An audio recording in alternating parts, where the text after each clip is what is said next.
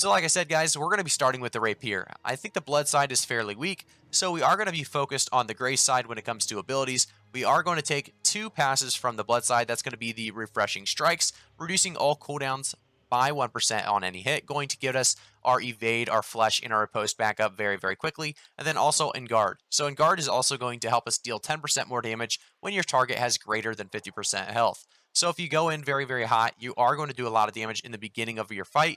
And then we also have this side of the grace. So we have the desperation, deal 10% more damage when your stamina is below 40%, controlled breathing, plus 3 stamina on any hit, going to get you that refresh on stamina very, very quickly. So you just have to make sure you don't go down to 0 stamina, and you should be able to keep dodging, like I said, very, very easily. We also have riposte. Obviously, riposte is one of those defensive stances that we use quite a bit. It's going to actually counter their attack, stunning them briefly for 1.5 seconds, and we're going to max that out. I'm not going to go through each and every one of those, but we're also going to take all of the evade side of things. So this is, by the way, perform a small reliable sidestep in your current movement direction, and I will be using a mouse button for this because this is going to be a huge deal when trying to iframe, or basically just dodge. If you guys don't know what iframe is, certain abilities. So you can dodge pretty much anything with evade, and that's why it's so strong. We also have flesh, a very, very strong attack or ability, and we are going to max that out as well. So going through the passes, we have red curtains as well. So red curtains critical strikes reduces all cooldowns by 5%. That's going to be on top of that already cooldown reduction we have on the blood side, reducing all cooldowns by 1% on any hit. So this is, like I said, going to be a big deal when it comes to getting your abilities back very, very quickly. So this is a very, very strong build. I'm going to use all my abilities real quick just so you can see them. The first one going to be the evade. Next one's going to be flesh, and you can cancel it with an auto and actually do a backstab, and then riposte as well. So obviously those are the 3 abilities. I do want to jump into the next one, which is going to be the obvious bow. Bow is one of those that does have a lot more mobility. When you think of the bow, you think of the musket. They do about the same damage maybe, but for the most part, bow is definitely more mobility based, which is what you're going to need for 1vx's or 2vx's.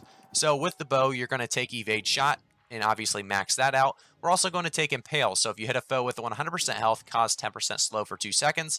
Pretty much everybody should be taking poison shot. It's unbelievable amount of damage that you do to an AoE, even just, one single player as well.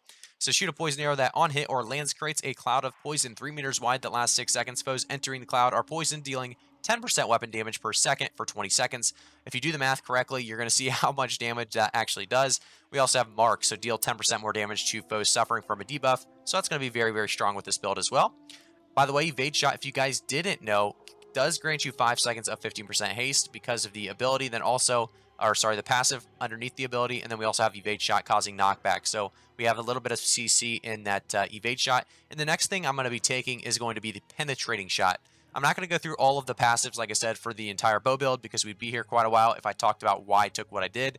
But the penetrating shot is another one that I think is very, very important to take because it's a very, very quick, I should say, pullback on the bow. And you can actually do 150% weapon damage that passes through targets and continues for 100 meters. So you can actually hit multiple enemies with this. And you can see that I also took the increased damage by 10% after each hit. And then also took the deep strike. So penetrating shot deals 20% more damage to targets 20 meters or more away. And I mostly took the blood-soaked arrow just so I could make sure to get the deep strike. And like I said, some of these passives are absolutely insane. So opening strike, heavy attacks deal plus 20% damage to foes with 100% health. And we also have the surprise attack. So if you haven't damaged a foe in the last 10 seconds, deal 20% extra damage. And there's a lot of different things you can kind of play with. If you're having a struggle with the bow and you need to find out a way to actually hit more arrows, this may help. Arrow range. I am not taking it at the moment. We may switch onto that. We'll definitely keep you guys up to date with some of my builds. But increased arrow distance before start of gravity by 100% can definitely help you hit more targets. I do want to jump in and just kind of show you guys every ability real quick now. So there's the evade shot. We do have the penetrating shot as well, which you can see when I pull this penetrating shot out, how fast it comes up. If it, okay, here we go. So you can see how fast that pulled up and actually shot. Then we have the obvious poison shot, very, very quick as well. And then, like I said, the evade shot. So that's going to be the 3 abilities I'll be running on the bow. And I do want to jump into, like I said, the firestaff now. And the build regarding the firestaff is going to be really all about the pillar of fire, the fireball, and then also the burnout. So burnout's going to be the mobility on the fire staff. All three of my weapons obviously having mobility because I like to get myself in situations I shouldn't be. And, 1vxing is something that I love to do personally. So I do have to have mobility on all three of my weapons. So starting off, like I said, Pillar of Fire, very, very strong targeted spell that deals 134% damage, or weapon damage, I should say. We also have Pillar of Fire dealing 40% more damage to foes at full health. So if you can start off with the Pillar of Fire, you're going to do a lot of damage, bonus damage that is. We also have 10% of your max mana per hit, or sorry, per enemy hit by Pillar of Fire. So you're going to be able to get mana back very easily by using Pillar of Fire. So if you're low on mana, try to hit your Pillar of Fire. We have a couple passives on this side. I'm not going to go through them all, but your abilities gain an extra 50% chance to critical strike. While holding a fire staff, your critical strike damage is increased by 20%. So these are all very obvious, really skills to be taking, or sorry, passives to be taking, because they're going to increase your damage insane amount. We also see the clear casting. If you haven't taken damage in 3 seconds, deal 10% more damage. You can see how all this scales onto each other. We also, like I said, have the fireball. So the fireball is a very easy one to hit. It's actually going to get 140% weapon damage on impact and leave a 3-meter burning field that lasts 6 seconds. The burning field actually dealing 10% weapon damage each second. If we actually continue down, it shows that the fireball's burning field persists for 9 seconds now with that upgrade to Scorched Earth. And Catch also direct hits with Fireball give you 10% of your max mana and reduces your Fire Staff cooldowns by 7%. So it's important, if you can, to hit your Fireballs.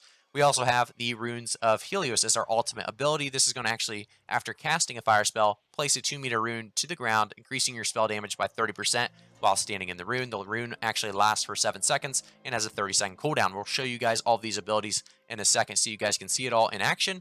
But on this side, we're going to have the Burnout, which is going to be the mobility side of things, taking the all-in, so fire staff cooldowns are reduced by 5% for each foe hit by burnout, and then we also have heat up, so burnout goes 50% farther. Going to be very, very strong to actually dash through your targets if you want to be a little bit risky and get your cooldown reduction, or if you want to just, like I said, get away, get out of the situation, and you're out of maybe dodge roll or stamina, like I said. So this is going to be all about mobility on this one as well. I do need to switch over to a fire staff real quick just to show you guys what we're dealing with. So the first ability, like I said, going to be the fireball. Going to do a nice impact. You can see kind of the fire on the ground over there. If we go on to the next one, it's going to be the burnout. The burnout's going to be a fairly large distance, and like I said, does a lot of damage. And then we have the Pillar of Fire, last but not least, and actually goes fairly large range, but it is somewhat hard to hit, definitely if you're trying to go up something. So if we're trying to get on top of this settlement, you can see that it doesn't really like the idea, and it stays on the ground. So it's a little finicky when you're in these kind of areas, so keep that in mind when you are in wars or forts. The Pillar of Fire can be difficult to use. But like I said, this is all around the 3 weapons I'll most likely be using the most in New World's release. Thank you guys so much for